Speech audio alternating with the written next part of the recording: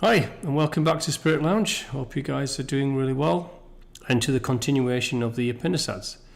So today we're going to continue on and go to a slightly shorter one called the Subala Upanisad, and we'll crack on straight into that right now. Okay, again, the Upanisads are written 1200 to 400 BC, over 3,000 years ago. From various ascetics, it says there wasn't just one contributor, many in the perceptions. Hence, each Upanisads was from a different sage, seer, and ascetic, as it seems. It's either a conversation, a story, or a metaphorical description of. Let me just make sure that's come back on the screen, okay, because it changed. Metaphorical description of what they're perceiving, and this is what this is. So let's just get back onto where we were. All right, and the Subala Upanisad is a dialogue between the sage Subala and the Brahma in his own contemplative state about the nature of the universe and the absolute. So this is a discussion between this particular ascetic and his internal discussion with the Brahma consciousness, or the absolute, or his own consciousness, in other words, which is what he's trying to he's reconnecting with. So he goes, the origin of the world and the four castes. So this is going to go into the caste system in India. And I like this because it's, so I'm just stirring my cup of tea. It puts the caste system in its place. So let's just go through this. What was there then? Brahma said. So the question was, what was there then? Brahma said, it was not existent. So what was at the beginning, in other words? Remember, it's always the way they use language is kind of complex, convoluted. It's difficult to understand what they're trying to say. What was there then basically means what was there in the beginning. And the entire Upanisads is like this. All of it is like this. So I'm trying to, the purpose of this is all to explain this as well in simpler terms. Brahma said, it was not existence, it was non-existent. That emerged darkness, remember the void, from darkness. So darkness came from darkness, i.e. manifestation from darkness. Subtle elements, either the ether, the air, the fire. From air came fire, from fire water, from water came the earth. Came into being is the ed, the golden germ, which is Hiranyagarbha, remember, the creative force of the universe. Split into two was the lower earth and the upper sky, and the middle and the divine person. The person created death. Of him, Brahma became afraid, so the person started to become scared of death, and as a result, being scared of death was detaching themselves from knowing what was actually true life, true reality. So therefore, they scared death. They were scared of what came after death. They were scared of dying because they were attached to their physical self, and therefore they became afraid of what true reality is. In other words, Brahma itself, which is what this is saying. Brahma created 7 sons out of mind. Created 7 who then created 7 in turn, and these are all the demigods. The Prajapati, and from this mind came the moon, the sun, the air. In the beginning was formless state. Okay, the creation of other beings from Apana, which is the outgoing breath, the meditative breath, or the breath of the divine. Remember, everything is from breath. The divine's breath is in us. Of the persons came. The persons is not our physical bodies, it is the divine spirit within us. When it talks about persons, it's talking about the spirit. So from the breath of the divine, the outward breath, to us, into us came the spirit, the person. The forest tribes, the Gudhavaras, which are angelic deities or cosmic deities. Herbs, trees, embodiment of anger. The Rig Veda, the Yajurveda, the Sama Veda, the Tharva Veda, rules of conduct, nature of reality, the light of the old, i.e. the world spirit, split into male and female form. At the end, the same world spirit, dissolves the world spirit. So in other words, it's saying all of this came from the outward breath. From all of this manifestation came the female and male's form, i.e. from the world spirit, Hiranyagarbha, the golden germ, in other words, that deity, came the male and the female. And from that world spirit will dissolve the world. So from the world spirit, Hiranyagarbha will also be the dissolution of all that we experience. Liberation and the way to it. In the beginning, this was non-existent. The Brahma wasn't born. It was devoid of sound, of touch, or form. Remember, there's very similar language used over and over again in the Upanisads, no matter which one it is. Very similar. Because there's not many ways you can explain the same thing. Remember. Originless, as one's own self, is lifeless and mouthless. It does not feed on anything, does not anything feed on it. One should attain it. This is talking about the breath, the divine itself. One should attain it within us. One should attain it. The 6 means of truthfulness, charity, austerity, fasting, chastity of mind and body. So these are the 6 means into which attaining it. Through ascetic practice, in other words. Indifference of worldly objects, detachment from our matter, worldly objects, and desire-driven aspects of ourselves. One should attend to the following: self-control, charity, and compassion. He who knows thus becoming Brahman remains as Brahma alone, i.e. moksha, enlightenment, removal from material matter, reincarnation. The 3 states of waking, dream, and dreamless sleep. This is interesting because in the Nagamadi it's the other way around. So the waking is when we attain enlightenment. The dreamless or the dream sleep is when we're asleep or lost in ignorance in the Nagamadi. In the Upanisads, it's the other way around. The waking is the matter side of aspects. The dreamless sleep is the enlightenment side of ourselves. So it's actually the other way around, but the same aspects are there. We're just using the terms differently. Excuse me, my first cup of tea of the day. In the center of the heart is a lump of flesh of red color. This is talking about the spirit. There are 10 hollows in the heart. It's talking about the arteries and the veins. And these are called they're actually called there's a word for the what these 10 hollows are, the veins from us. And I'll remember it later as we go through the nadi. That's what it's called. Establish the chief vital airs. Individual soul is yoked with the prana breath, i.e. yoked, which is pulled towards. Then he sees Vyana gods and seers. The Apana is the yaksas, and then the raksasas and the gudvaras. These are all is the adana. These are the breaths. The prana, the Vyana, the Apana, and the udana is the other breaths, the 5 breaths. Excuse me. In which, through these breaths, we attach to these various deities. So we see the gods, the prana breath, the inward breath, where we see the yoke, we pull things in. The Vyana breath is the breath that's circulating within. We see the gods and the seers. The Apana breath is as it's diffusing up within us, is the yaksas and the raksas, which are other deities. The gudvaras are the angelic beings. Adana as it comes out and beyond us, diffusion breath.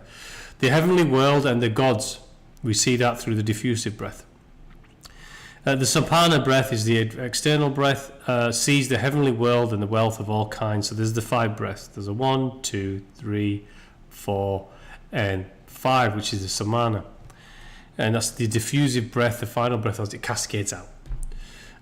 Sees the heavenly world and the world of all kinds. He sees all in the waking state. The soul declares it to be the state of serene perception. In the ether of the heart, situated in the interior of the sheath, the divine soul attains the status of sleep. Does not desire any desires. So what it's saying here is in the waking state we start to have meditative practice. And through the practice of meditation we nurture these 5 breaths. And we start to come in touch with these aspects of deific universal beings. And then we start to understand the heavenly world. Then we move into what we call our dream state, which is a further state of enlightenment, as we may want to state of expansion or extended perception consciousness, where we start to move away from our desire-driven selves. We start to move away from going into more different ascended states of detachment and moving away from our matter beings, our bodies, In it, there are no gods or worlds or gods. We start to move away from demigods, deities, forms, doctrines, religions. This is the internal state of church, the internal church state. By resorting to the same course, he leaps into the working state. He rules on all sides. When we wake up from the state of sleep, we get back to the experience of dreams in the dream state and experience of the world in the waking state. That's right. Okay. It goes on to the dreamless state a bit further on, so we'll talk about that. Okay. The supreme world, the individual self's functions and the supreme spirit. The supreme world bestows on the different local functionaries, i.e. the nadis. Remember I talked about the nadis, which are the pipes, which are the nerve vessels, the pulse, and the nerves and the different arteries in the body are the links. So it uses this as a metaphor to the connection of everything. Connection with them, the different organs. The eyes is the sphere of the self. The sun is the divine principle. He who moves in the eye, in what is seen in the sun, in the ether of the heart. Interior of all these is this self, i.e. the spirit. One should meditate this self, which is devoid of old age. So it's using lots of aspects of our physical being, the eye and the sun, as metaphors, as connections to passage towards, which is basically, in other words, the self, the infinite being. One should meditate on this. One should meditate this self, which is devoid of old age, is free from death, is endless. The ear is the sphere of the self in which we receive knowledge through the ear, we see knowledge through the eye, we receive knowledge through the mind, we sense it through our senses, external touch, feet, breath. This is what all this is saying, in other words. It's using this analogous way of doing it. The skin is a sphere of the self. Mind is a sphere of the self. Understanding is the sphere of the self. Self-sense is the sphere of the self. Thinking mind is the sphere of the self. The voice is the sphere of the self. The fire is the divine principle. The fire is the igniting force in the universe of creation. Hands are the sphere of the self. Feet are the sphere of the self. In what is enjoyed in Prajapati, i.e. everything within the material are conduits to expressions and receiving of the divine self, in other words. In the nadi, the channels, the pipes within us. Life principle. Knowledge is knowledge in the bliss, ether in the heart. This self is all-knowing, the Lord of all. The indwelling spirit, the source of all, that is adored by all Vedic texts, whose food knowledge is all this, but who himself does not become the food of any. Consisting of food, it is self, of mind, sense organs, mental determinations, of intelligence, self of time, bliss, when there is not oneness, whence can arise duality. It is not endowed with integral knowledge, i.e. mind-ego knowledge. In other words, we cannot move towards grace through our mind, nor not knowledge, i.e. ego knowledge. This is the doctrine relating to liberation of the Vedas. So this is the message of the Vedas. It tells everything. It basically explains everything we've been talking about there. Almost summarizing that passage. Almost summarizes how all the Upanisads we've done so far. We've gone through so far, which always talk about the ears, the nose, the hands, the feet, the sun, the moon, the stars, the body, the nose, the touch, the senses, the parts of the physical body, the celestial body, the wind, the fire, the water. All of these are aspects and channels in which the divine is expressed, understood and absorbed. Okay, Narayana, the basis and support of the world. Whatever we see in this world did not exist in the beginning of creation. Creatures became rootless. Divine Narayana, which is the divine man, in other words. Narayana is the divine man and the supreme being who is the foundation of all men. This is what Narayana is the son of the primeval man, the divine man. Became rootless, in other words, lost its connection with itself. Became alone. The eye and what is seen. Became alone. The eye and what is seen. Ear is heard and nose is smelt. The tongue is tasted. The skin through touch. The mind we minded, the understanding, through understanding we understand, through voice we spoken, 2 hands and 2 feet, the generative organ, our narayana, these are all the divine. Man is a sustainer, he does and does not. His celestial radiance are the one. So this everything together within the narayana, which is the basis of the primeval man, is the divine being, with the divine itself inside of it, the breath of the grace within it. Narayana and the indwelling spirit of all, so this goes on to what we've just talked about, abides forever the unborn in the secret place within the body, which is the Narayana, the divine being, the primeval man. Are the earth, the waters, air, ether, mind, understanding, self-sense is the body. The unmanifest is his body. Is the imperishable is his body. Death is the body. He alone is the indwelling spirit of all beings. Is free from evil, one divine. This vidya, i.e. wisdom, divine knowledge, was imparted. This is the doctrine of liberation and the Veda. The liberation is not just through the scripture, but it's also through within. So we get vidya from wisdom from within. We free ourselves from evil, but from the extension of the primeval man, which is Narayana, into our indwelling spirit of the all, which is what that's saying. Self and the body. Okay, this self abiding in a secret place in the body, remember? Same narration here. Though intimately connected with the interior of the body, the learned perceive the self of inconceivable form, radiant, divine, with a body of radiance and formless. So this is talking about the spiritual body. The spirit itself is radiant, and ones that perceive, those who are learned. We learn through knowledge, divine knowledge. Its energy unflowing through us is knowledge. Growth and enlightenment is energy coming up. Everything is energy, is the basis of it. It's perceived in different ways, felt and self-sensed in different ways, but this is how we perceive the inconceivable form and the radiance from within.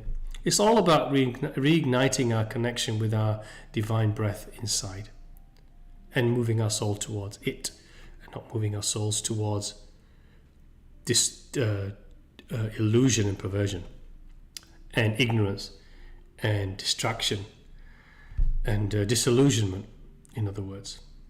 The disillusion of the universe. Sir, in what do all things reach their extinction? This is the end of all things. The self who absorbs the I alone, the I alone, reaches its extinction, absorbs forms that are seen in his own self, reach extinction, absorbs the sun and absorbs life, absorbs knowledge, absorbs bliss, goes on, so it goes, absorbs things through the ears, through the tongue, through the mind, through the skin, to the organs, hands, feet, the moon, the sun, understanding, self-sense, thinking, so absorb things to all these ways reach extinction. The individual self merges in the immortal, fearless, endless, seedless Brahman. He who knows this is seedless, becomes seedless, is not born again, i.e. moksha, liberation from reincarnation, does not die, is not broken. Him to be the all-consuming self. The self is not attainable even by 100 expositions of the Vedas, not by the study of the Vedas, austerities, not through yoga, only through rigorous study and through discipline and devoted service to the knowers, teachers of Brahman. They do attain the self, become tranquil, self-controlled, withdraw from the world and seize the self in the self. Let's summarize this because there's quite a lot in it. What is it saying? First of all, we absorb things through our passage initially, through all of these aspects of ourselves, through our eyes. We absorb it through forms, things that we see. We absorb it through the metaphors of the sun. We absorb it through our hands, our feet, our ears, our skin, our nose, our organs, our hands, our moon, the sun, the understanding, self-sense aspects of our primordial Narayana self. We also absorb it when we move forward from that through our emergence into the infinite self, and we start to become seamless. We cannot gain this through one single aspect, and that includes just performing austerities or sacrifices or yoga alone, or reading 100 expositions of the Vedas, i.e. studying the Vedas 100 times or other scriptures. We learn it and gain it through all of these things together. This is how we do it. But it's also talking about going through a teacher or someone who has already passed this passage. Now, there is nothing wrong with that. This is something, if it resonates with you, with a person, do it, but do not stay attached to a teacher. Stay where you need to stay on the stone that you're on until it no longer services you. Move forward, because remember, the stones at the other side of the shore is your own stone, your own internal church. This truth and reality will never change. So teachers, rabbis, priests, priests, gurus, whoever, any scripture, any religious place, do these when they resonate with you. But if you're truly on the passage at some point in some life, at some passage in this infinite timelessness of time, you will end up on a stone of your internal church. And this is where you will truly move towards this liberation. So all of this is true, is part of the passage in which we absorb and learn and sense our own expansion. But the seed will take you towards your own stone. Okay, and finally in this section, the childlike innocence of the sage. One should cultivate the characteristics of a child. Now, what does that mean? It does mean, don't take ourselves so seriously. Innocence of non-attachment to things. Look at this world as joy, because we are here to be joyful, to be unattached, to be open to all things.